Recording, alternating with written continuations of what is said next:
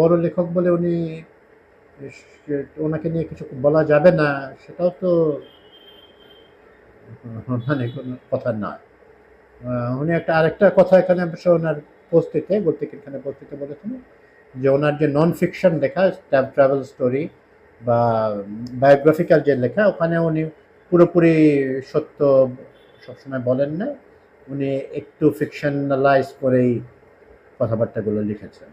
তো এটা অবশ্য বাংলাদেশের অনেকে এটা করে থাকেন, ওনারা অটোবায়োগ্রাফি লেখার দিকেই যান না ব্যাপারটা, বা লিখলেও খুব দুধে ধোয়া তুলসী পাতা টাইপের একটা চরিত্র নিজেকে প্রতিফলিত করার চেষ্টা করে।